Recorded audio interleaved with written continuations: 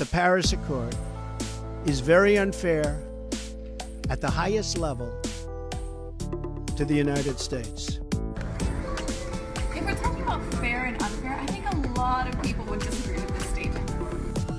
A lot of countries, like India, think it's actually unfair that they have to deal with the consequences of climate change when it's countries like the US that started the problem. Much to no one's surprise, Donald Trump has pulled out of the Paris Climate Agreement, which was an agreement that was trying to prevent an environmental apocalypse. And in case you missed it, he was dropping hints about this by basically undoing all of Obama's work to address climate change. So let's take a look at what he had to say.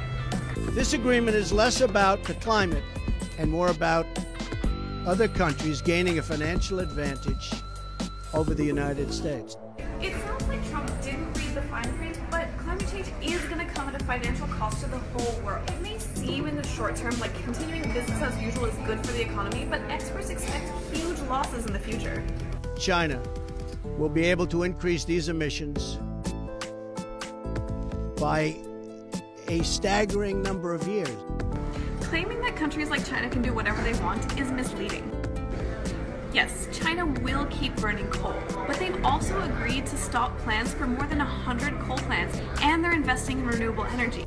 Just like the US, China has targets to cut their emissions in the Paris Agreement. India makes its participation contingent on receiving billions and billions and billions of dollars in foreign aid from developed countries.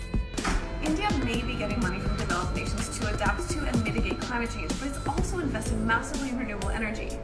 These investments aren't dependent on the billions and billions and billions and billions of dollars from countries like the US.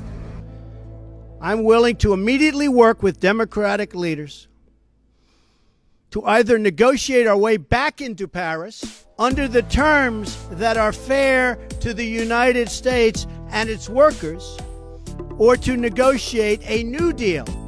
That's not actually how the Paris Agreement works. One country can't just decide to scrap the deal and start again. And global leaders have already said they're not willing to restart negotiations that were 20 years in the making. The United States under the Trump administration will continue to be the cleanest. We will be environmentally friendly, but we're not going to put our businesses out of work. We're not going to lose our jobs. We're going to grow. As one of the world's most polluting nations, I don't think the US can claim to be environmentally friendly.